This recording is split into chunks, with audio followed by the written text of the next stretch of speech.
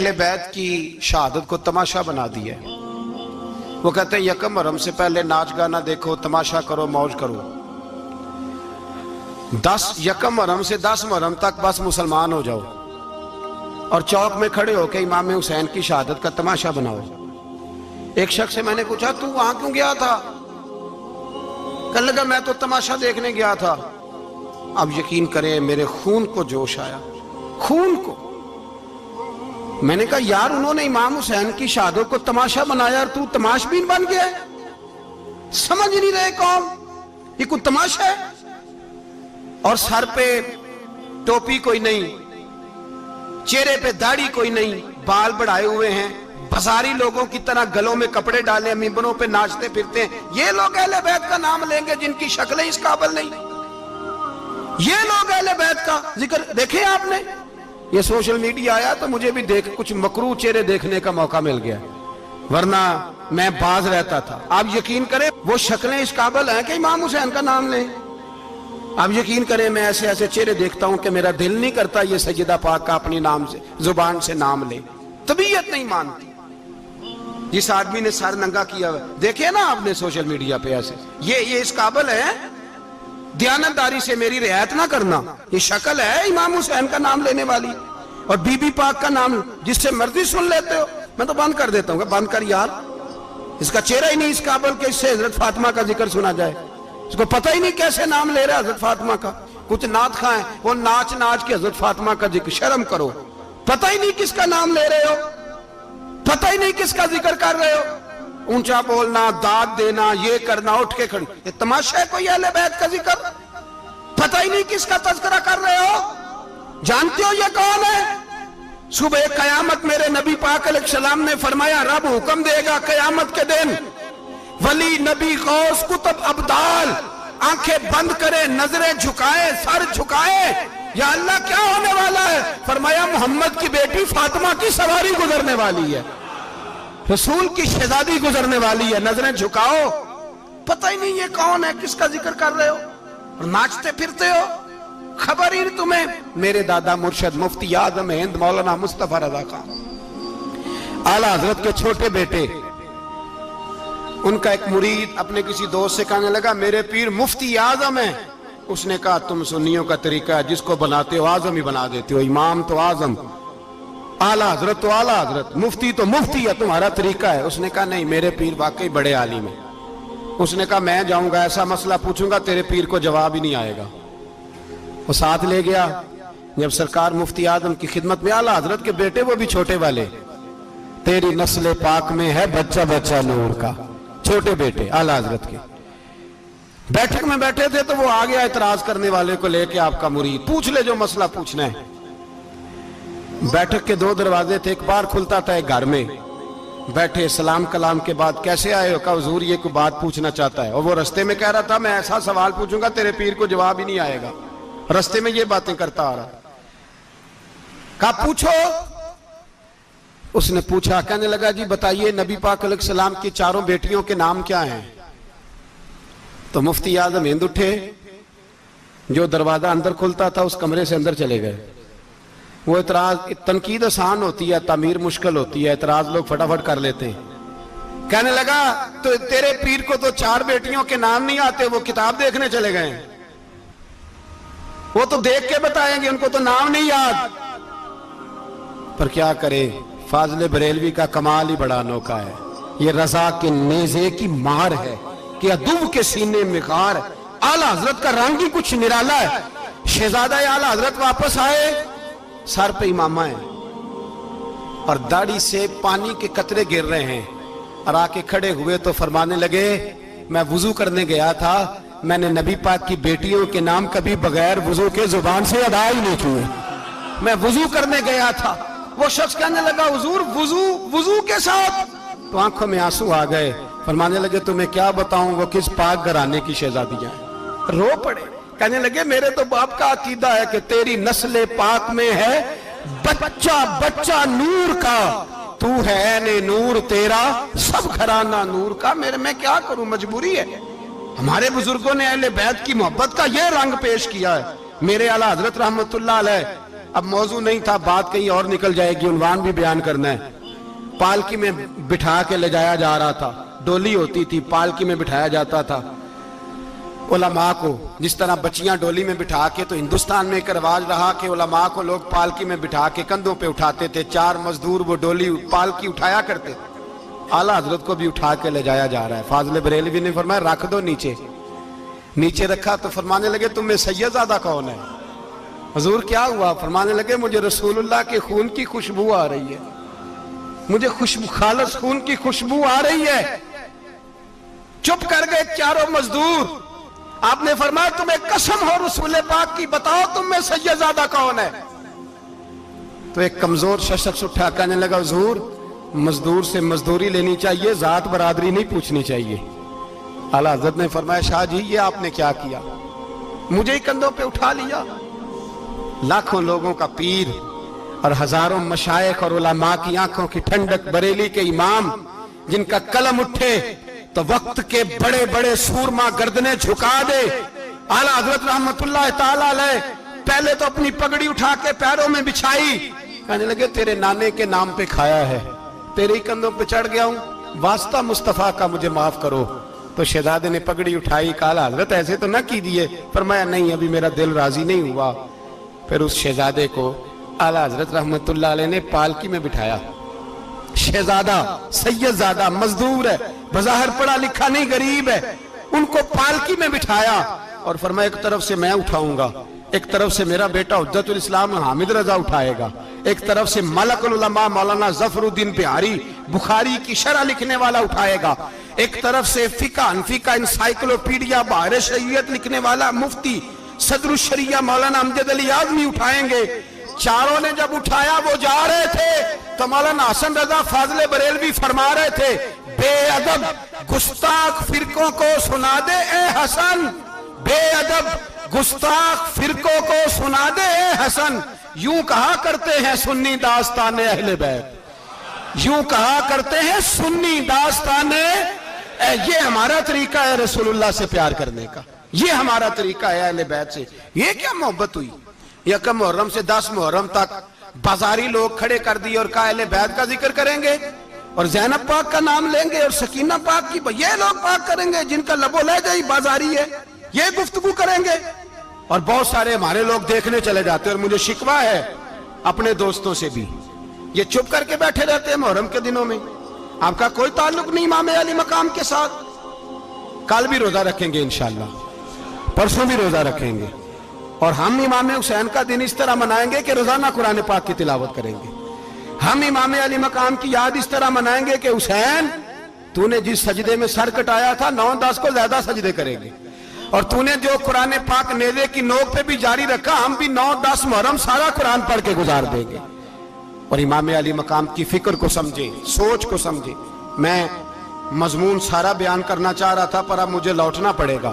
اہل بیت کا پیار ایمان کا حصہ ہے, ایمان کا. اگر اہل بیت سے محبت نہ ہوئی, صحابہ کا پیار نہ ہوا تو ایمان قابل قبول نہیں. کچھ لوگ بڑے ہوتے ہیں اس لیے کہ ان کا باپ بڑا ہوتا ہے, بہت بڑے باپ کا بیٹا ہے جی, تو خود کیا ہے جی, یہ امام حسین بہت ہی بڑے باپ کے بیٹے تھے, بہت ہی بڑے باپ کے, بہت ہی بڑے باپ. مولا علی شیر خدا رضی اللہ تعالی, واقعی حضرت علی جیسا شیر کوئی نہیں ہے, ہی کوئی نہیں, آئے گا ہی کوئی, ہو ہی نہیں سکتا, سوال ہی نہیں پیدا ہوتا. علی بہرحال علی ہے, علی بہرحال کوئی جوڑ نہیں حضرت علی کا, کوئی ساتھ نہیں. میرے رسول پاک نے فرمایا یہاں بھی میرا بھائی ہے, وہاں بھی میرا بھائی ہے. حضرت علی کا کوئی مقابلہ کر سکتا؟ اتنے بڑے باپ کا بیٹا. حضرت امام حسین خود بھی بہت ہی بڑے تھے, امام حسین خود بھی اللہ جانتا ہے بہت بڑے تھے. کہتے ہیں گدی پہ بیٹھ گیا اسے کوئی ضرورت نہیں, لیکن امام حسین نے ایسے نہیں کیا. امام زین العابدین فرماتے ہیں میرے ابا جی امام حسین فرض نمازوں کے علاوہ ایک دن میں 100 نفل ادا کیا کرتے تھے, اور ایک روایت میں فرماتے ہیں 1000 نفل پڑھا کرتے تھے. کتنے؟ چلو تسی 50 پڑھ لے, بتاؤ تو صحیح نا کتنے. تو یہ جو امام حسین کا بڑا نام لینے والے ہیں, یہ تو ان سے پوچھو کہ تم تو نمازیں پوری نہیں پڑھتے. اور امام کا تو تعلق ہے نماز کے ساتھ۔ 9-10 محرم کی ساری رات امام حسین کیا کرتے رہے؟ بولے یہاں لوگ دیگیں کھاتے رہتے ہیں 9-10 کی رات، چرگے کھاتے رہتے ہیں، ساری رات گوشت کھا کے گزار دیتے ہیں۔ امام حسین رضی اللہ تعالیٰ عنہ، بھئی اللہ تو مانا ہوا تھا، حسین پہ سب سے زیادہ راضی تھا میرا رب، لیکن امام علی مقام نے 9-10 کی ساری رات کا اللہ مجھ سے راضی ہو جا، اللہ مجھ سے راضی ہو جا، اللہ مجھ پہ رضا نازل کر دے۔ ساری رات کربلا کی ریت پہ آنسو بہا بہا کے ساری رات سجدے میں گزار دی، تو تماشا کر کے سو جاتا ہے اور کہتا ہے میں بڑا حسینی ہوں۔ امام علی مقام بہت بڑے تھے، عبادت گزار تھے، ریاضت بڑی کرتے تھے۔ امام حسین کے گھر کا کعبہ تھا، اپنا تھا، جو شے قریب ہوتی ہے اس کی قدر نہیں ہوتی۔ سعودی عرب میں بہت سارے لوگ ابھی بھی رہتے ہیں جنہوں نے حج نہیں کیا، کہتے ہیں ادھر ہی چلے جائیں گے۔ ہمارے بہت سارے پاکستانی جن کی ڈیوٹیاں مکے میں لگ گئی ہیں، وہ کبھی ہمیں وہاں ملنے آئے تو ہم کہتے ہیں جناب آپ آتے نہیں، کہتے ہیں آتے ہیں کبھی کبھی۔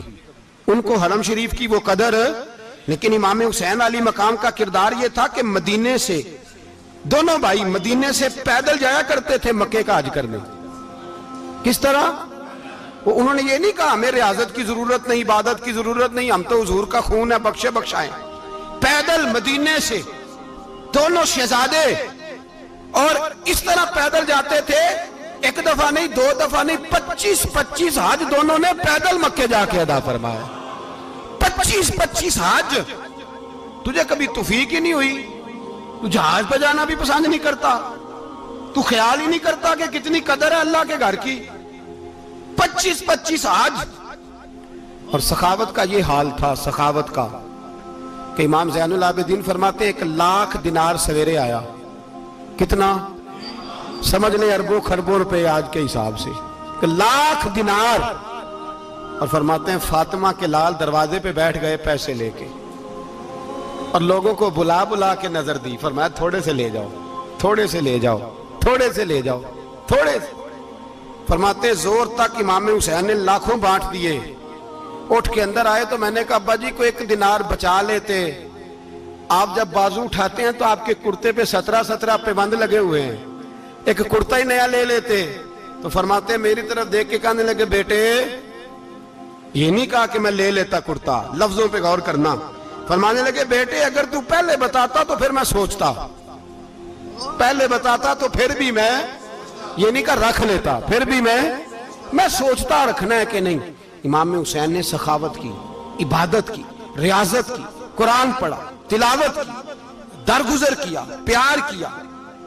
امام حسن کی بات ہے، ایک لونڈی آئی، ہمارے ہاں تو شہزادوں کا اللہ ہی حافظ ہے نا، شہزادے وہ کسی کے بھی ہوں، یہ جو ہمارے سیاستدانوں کی شہزادے ہیں یہ ہم نے خراب کیے ہوئے ان کی گاڑیوں کے پیچھے بھاگ بھاگ کے، اس لیے تباہ ہو گئے۔ پیروں کے شہزادے یہ خراب ہو گئے سارے، اس لیے کہ پیچھے بڑا بھاگتے ہیں۔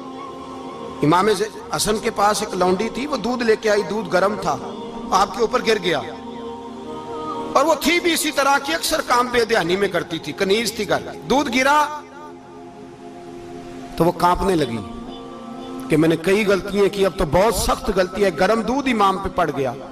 تو امام صاحب نے تلاوت شروع کر دی امام حسن نے، والکاظمین الغیظ والعافین عن الناس واللہ یحب المحسنین۔ فرمایا جو غصہ پی جائیں اور لوگوں کو معافی دے، ان سے تو اللہ محبت فرماتا ہے، ان سے تو اللہ پیار کرتا ہے۔ امام صاحب نے اس لونڈی کو فرمایا جا تو اللہ کی رضا کے لیے آزاد ہے، جا تو آزاد ہے، اب تو لونڈی نہیں۔ اتنا بڑا اخلاق تھا کہ جو دیکھیں نا، میرے استاد گرامی ایک دفعہ میرے گھر آئے، حضرت محدث سے باولپور سے، 3000 کتاب کے مصنف، بہت بڑے عالم، میرا چھوٹا بھائی بوتل پلانے لگا، تو بوتل دی تو کپڑوں پہ ڈال دی، استاد صاحب کا سارا جبہ بھر گیا، کہنے لگے جزاک اللہ، بارک اللہ، اللہ مزید فزید، اللہ علم دے، فضل دے۔ تو میں نے کان میں کہا، میں کہ استاد جی انیاں دعاواں دینیاں سنتے میں آپ روڑ چھڑ دا، اس نے کیوں یہ کیا ہے، مگر اتنی دعائیں دینی تھی تو میں ڈال دیتا آپ کے کپڑوں پہ پانی شربت، آپ نے اتنی دعائیں دے دی۔ بزرگ جلال کا مزاج نہیں، وہ شہزادے ہوتے ہیں جن کی طبیعت پہ ناگوار گزرتا ہے کہ یہ کیسے ہوگا۔ یوں امام حسین امام حسن نے کسی جگہ بھی شہزادے بن کے وقت نہیں گزارا، اور میرے نبی پاک نے بھی انہیں شہزادے نہیں بنایا۔ ہم سب کے بچے شہزادے ہیں، جتنے بھی ہم ہیں نا، میرا بچہ جی منہ سے بات نکالتا ہے تو میں پوری کر دیتا ہوں، پھر بھی نافرمان ہے۔ میں نے کہا اسی لیے نافرمان ہے، اگر آدھی پوری کرتے اور آدھی نہ کرتے تو اسے پتا ہوتا کہ کہیں صبر بھی کرنا ہے۔ ہمارا بچہ روٹی نہ پکے تو گھر میں ٹی وی بھی توڑ دیتا ہے، اس کی اماں کھانا ٹائم پہ نہ پکائے تو برتن توڑتا ہے۔ کیوں؟ ہم نے اس کی عادتیں خراب کی ہیں۔ لیکن میرے رسول پاک صلی اللہ علیہ وسلم نے جھولی اٹھا کے دعا مانگی، اے اللہ، گویا حضور کہہ رہے تھے انہوں نے کر کو کربلا میں بھی جانا ہے، فرمایا یا اللہ انہیں 3 وقت روٹی نہ دینا، 1 وقت روٹی دینا، 3 وقت نہیں، 1 وقت کی روٹی دے، 1 وقت کا کھانا دے۔ اور نبی پاک نے ٹریننگ گھر کے اندر کرائی تھی، اندر حضرت فاطمہ نے ٹریننگ کرائی تھی۔ لوگ کہتے ہیں 3 دن امام حسین پیاسے رہے، بھوکے رہے، تو میں نے کہا ٹریننگ تھی ان کی اماں کی۔ توجہ ہے میری بات پر؟ ہمارا بچہ تو 1 گھنٹہ برگر نہ ملے تو برتن توڑے، ان کی اماں کی ٹریننگ تھی، صبر حوصلہ سکھایا تھا۔ امام حسن اور حسین بیمار ہو گئے تو حضرت فاطمہ نے منت مانگی، یا اللہ میرے بچوں کو شفا دے، میں 3 روزے رکھوں گی۔ کون سی منت مانی؟ بولیے۔ ہم صرف دیکھ کی منت ہی مانتے ہیں، میں دیکھ پکاواں گا۔ ایک آدمی مجھے کہنے لگا میں نے منت مانی تھی کہ میں بکرا دوں گا اللہ کے رستے میں، اگر میرا کام ہو جائے تو کام ہو گیا، بکرے کے پیسے کوئی نہیں۔ تو میں کہا تینوں پہلا نہیں تھی پتا، میرے کو کوئی نہیں۔ کہتا اب کیا کروں؟ میں کہا اب تو دینی پڑے گی، اور اس میں بھی تحقیق باقی ہے، لیکن بات یہ ہے بھائی کہ منت یہ کیوں نہیں مانی کہ یا اللہ میرا کام ہو جائے میں 100 نفل پڑھوں گا؟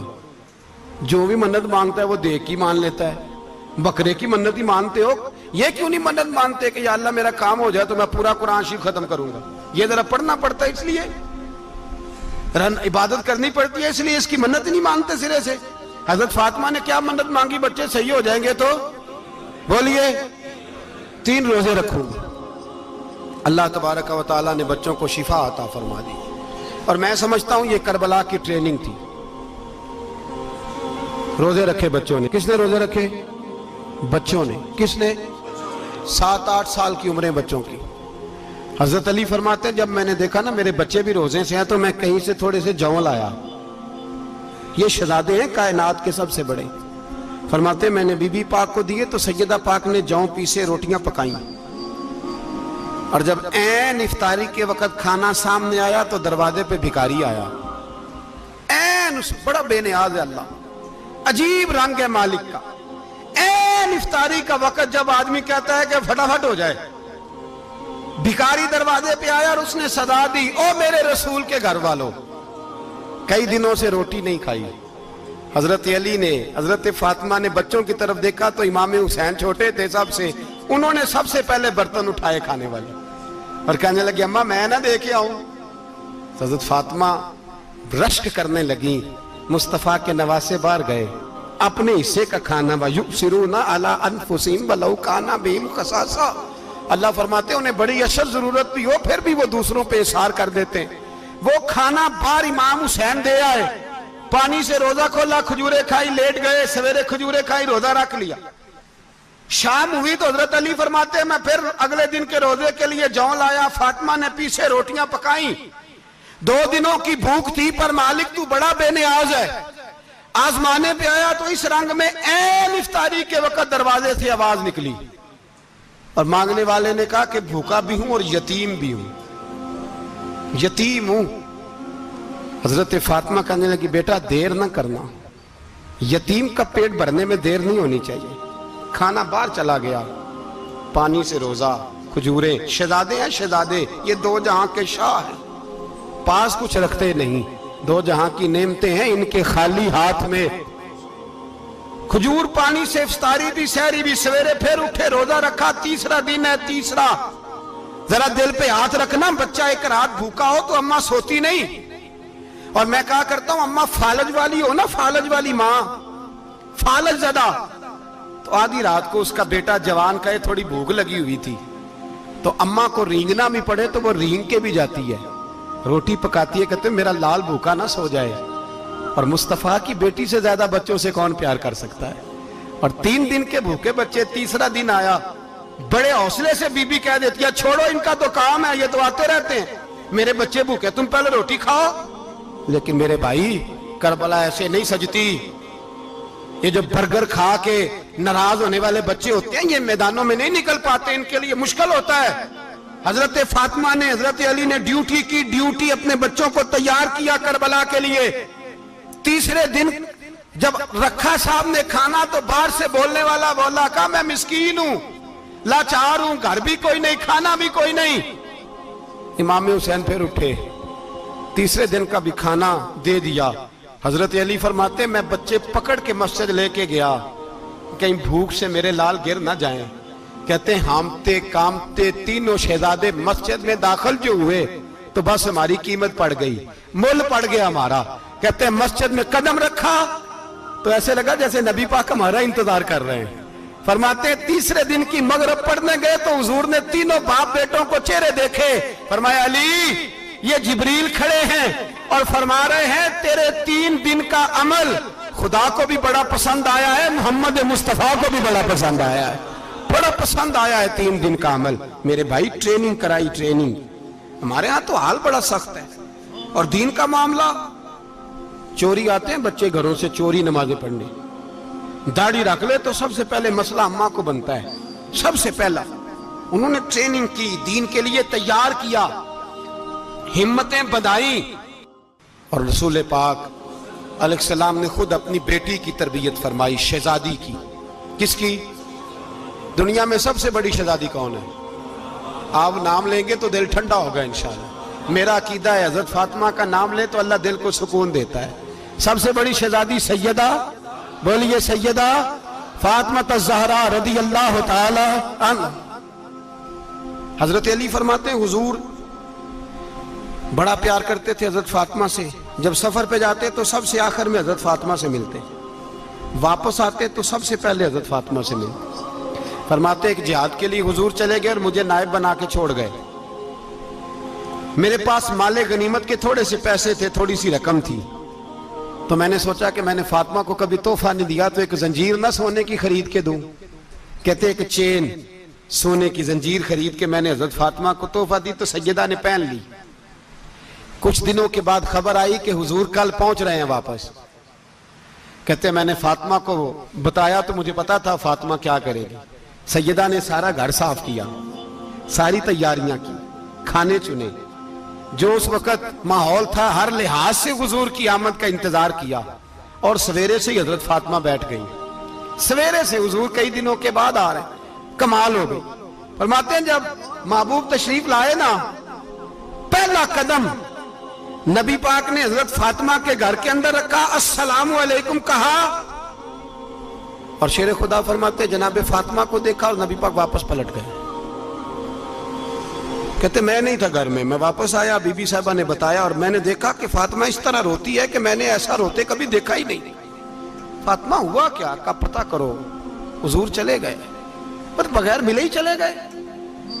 کہتی ہے میں مسجد گیا، میں نے کہا ایسا کیا ہو گیا کہ اتنا محبوب بغیر ملے رخصت ہو گئے۔ میں مسجد گیا اور جا کر کے میں نے دیکھا تو نبی پاک کی مسجد کے کونے میں بیٹھے۔ میں قریب بیٹھا، میں نے کہا یا رسول اللہ فاطمہ بڑا رو رہی ہے، کیا ہوا؟ کہتے نبی پاک کی آنکھوں میں بھی آنسو آ گئے، حضور بھی روئے۔ پتہ ہے نبی پاک نے کیا فرمایا؟ یہ تربیت ہے، اس طرح کربلا سجتی ہے۔ رسول پاک علیہ السلام نے فرمایا وہ میری بیٹی ہو کے سونا پہنتی ہے، ہر عورت کے لیے جائز ہے، کئی کلو بھی پہن لے تو شریعت منع نہیں کرتی۔ حضور نے فرمایا میری بیٹی ہو کے سونا پہنتی ہے، اگر فاطمہ بھی سونا پہنے گی تو امت کی غریب بیٹیاں کس کے طریقے پہ چلیں گی؟ غریب بیٹیاں کس کے طریقے؟ جو باپ مجبور ہو کے 12 بندوں کے ساتھ بیٹی کو رخصت کرے گا وہ کہہ تو سکے گا نا میں اس طرح شادی کر رہا ہوں جس طرح مصطفیٰ نے فاطمہ کی تھی، وہ کہہ تو سکے گا نا، لیکن اگر یہ بھی سونے پہنے گی تو پھر نقشے قدم کیسے متعین ہوں گے؟ حضرت شیر خدا واپس آئے، کہا فاطمہ یہ تیری چین رسول پاک کو پسند نہیں آئی۔ بھائی یہ حقیقتیں سمجھو، جب بچوں کے ماحول کے اندر یہ رنگ، کیسے بیٹیاں سسرال میں جا کے گزارا کریں گی جب تو جان ہی نہیں چھوڑ رہا، جب تو ان کو طریقہ سلیقہ سکھا ہی نہیں رہا؟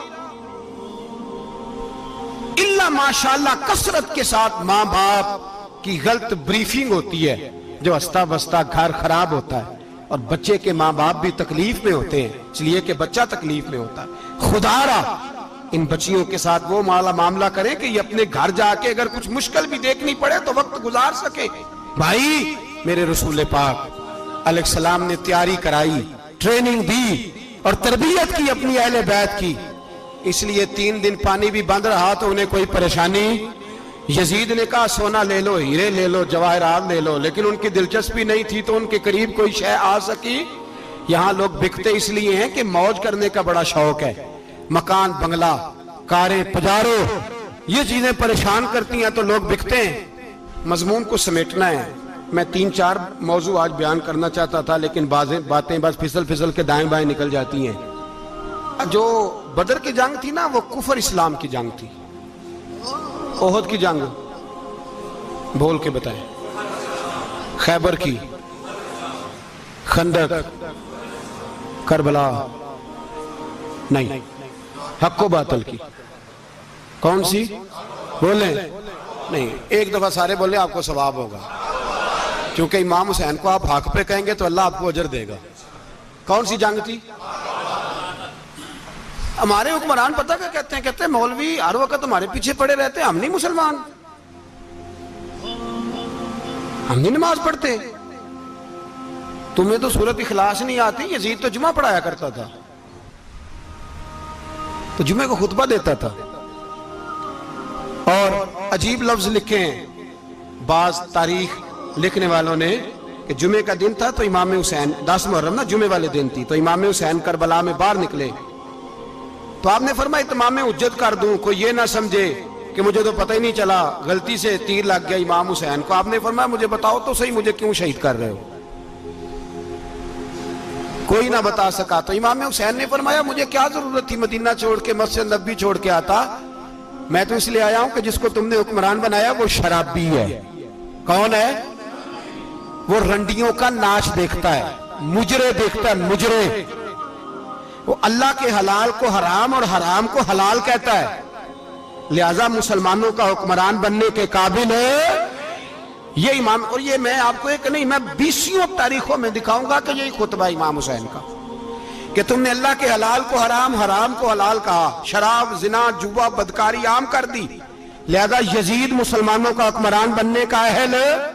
امام حسین خطبہ دے رہے ہیں تو یزید کی فوج سے نا لشکر آوازیں دینے لگا. کیا بلا؟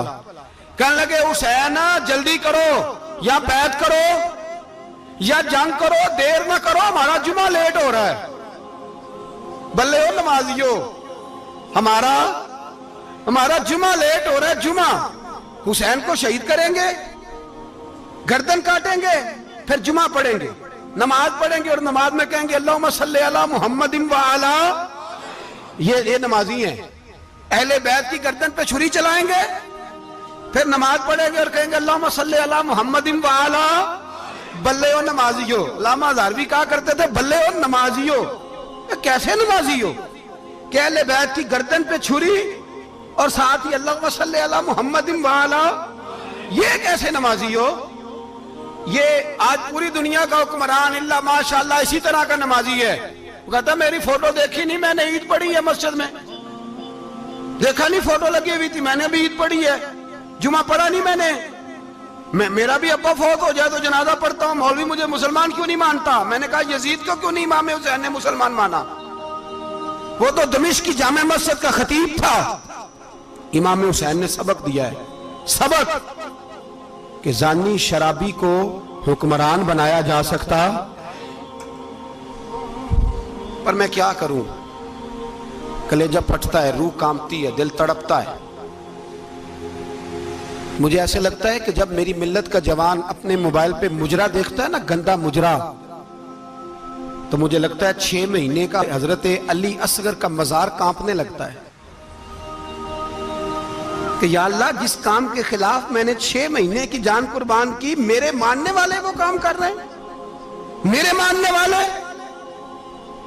اور جب مہندی کی رسم پہ شراب کی بوتلیں چلتی ہیں اور حاجی صاحب کہتے ہیں مجھے نہیں پتا منڈے کنڈے کیا کر رہے تھے، تو مجھے لگتا ہے حضرت عباس کے کٹے ہوئے بازوؤں میں پھر سے درد شروع ہو جاتا ہے. اور وہ کہتے ہیں میں نے جس کام کے خلاف بازو کٹوا دیے، میرے ماننے والے وہ کام کر رہے ہیں. اور جب بدکاروں بے حیاؤں کے نعرے لگاتی ہے قوم تو پھر جنگل سے صدا آتی ہے امام حسین کی.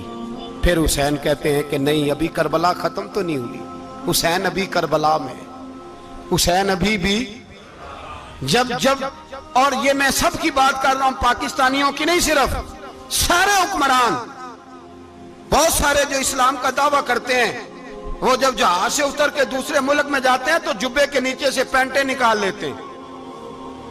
انہوں نے بھی مذہب کو رنگ دار بنا لیا ہے، کبھی رنگ اور ہوتا ہے کبھی اور ہوتا ہے. خدا را امام حسین کو تڑپاؤ نہ، خدا را شرابیوں کو ووٹ دے کے، ظالموں کو ووٹ دے کے، اور یہ سارے ہی ایسے، میں کسی ایک کی بس، سارے ہی ایسے.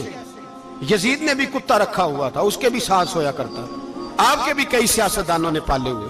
یہ سارے تماشے کرنے والے، جانوروں کی لڑائی دیکھنا بھی حرام اور کرانا بھی، یہ سارے ایک ہی رستے میں، یہ سارے ایاک نعبد و ایاک نستعین کوئی ایک آیت پڑھ لیتا ہے، اس کے بعد ڈھول بجانے، عورتوں کے ناچ کرانے شروع کر دیتا ہے. یہ ایاک نعبد و ایاک نستعین کا ترجمہ ہے، تماشا بنایا ہوا ہے. اور وہ جن کا بڑا دعویٰ ہے کہ ہم نے بڑی مسجدیں بنائی ہیں، اتنی رسوائی کے بعد بھی انہیں شرم نہیں آئی کہ کتنے رسوا ہو گئے. ابھی خیال کریں، ہمارے ملک میں تو ایسے ٹاؤن بنے ہوئے جنہوں نے سب سے بڑی مسجد بھی لاہور میں بنا دی، اور کچھ دنوں کے بعد انہوں نے کہا جشن بہاراں بھی بناؤ، پتنگ بازی بھی کرو، سارے کام ہی کرو، راضی رہے رحمان بھی، خوش رہے شیطان بھی. معاذ اللہ. امام حسین نے اس سوچ کے خلاف جہاد کیا ہے، فرمایا نا لا الہ الا، دوسرے کی گنجائش ہے نا، شرابی کی گنجائش ہے، اس لیے کہ لا الہ الا، مسجد ہوگی تو پھر کلب نہیں ہوگا. لا الہ الا اللہ، اگر اللہ کا نام ہوگا تو پھر بدکار بے حیا کی گنجائش ہے، اس لیے کہ لا الہ الا اللہ، وحدہ لا شریک، دین میں کسی گند کی گنجائش ہے ہی نہیں. یہ فکر ہے امام حسین، یہ سوچ ہے. ہمارا حکمران کہتا ہے مولوی صاحب نماز پڑھنے سے کس نے روکا ہے، سارا دن پڑھو. ہم بھی مسجد بنا کے دیتے ہیں، ہماری طرف سے 5 کلے زمین میں بناؤ، ہمیں نہ چھیڑو. شراب کباب بند نہ کراؤ. آپ دیکھ لیں دبئی کے اندر کیا ہو رہا ہے، شیخ زید اسلامک سینٹر بنا، اتنی بڑی مسجد دیکھنے کو دل کرتا ہے، لیکن چند کلومیٹر پہ کلب بھی بنا ہوا ہے، سارے تماشے. بس امام حسین نے کہا ہے کہ مسجدیں بنیں گی، کلب نہیں بنیں گے. یزید کہتا تھا مسجد بھی بناؤ اور شراب خانہ بھی بناؤ. امام حسین نے فرمایا نہ، شراب خانہ نہیں بننے دوں گا. اس نے کہا ٹھیک ہے، نماز کے وقت نماز اور صبح یہ. فرمایا نا لا الہ الا اللہ. کس طرح کا امام حسین نے؟ آپ نے فرمایا خودی کا سر نہاں. اقبال ترجمہ کرتے ہیں خودی کا سر نہاں لا الہ الا اللہ، خودی کا تیغ فساں لا الہ الا اللہ. اگرچہ بت ہیں جماعت کی آستینوں میں، پر مجھے ہے حکم ازاں لا الہ الا اللہ. اور بہار ہو کے خزاں لا الہ الا اللہ.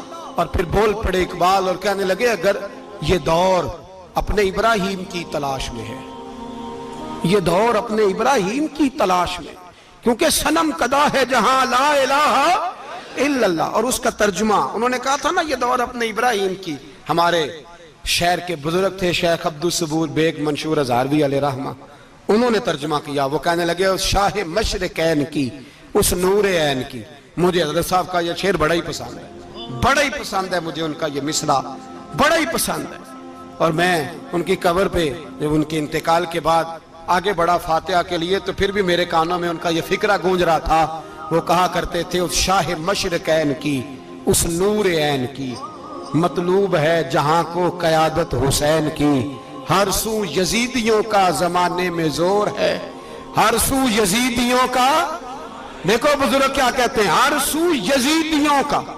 ایک یزید تھا نا، ہر سو یزیدیوں کا، اس شاہ مشرقین کی، اس نور عین کی، مطلوب ہے جہاں کو قیادت حسین کی. ہر سو یزیدیوں کا زمانے میں زور ہے، منشور آج پھر ہے ضرورت حسین کی. میرے بھائی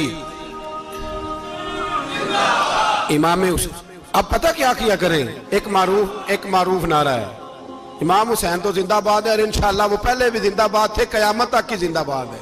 حسین ہی تو زندہ باد ہے. آپ کو سچی بات بتاؤں، حسین ہی تو. اور قیامت میں جب کسی نے اٹھنا ہوگا نا، اٹھنا، آپ یقین کریں جب کمر جھکنے لگتی ہے امام حسین کا نام سامنے آ جائے تو سیدھی کھڑی ہو جاتی ہے.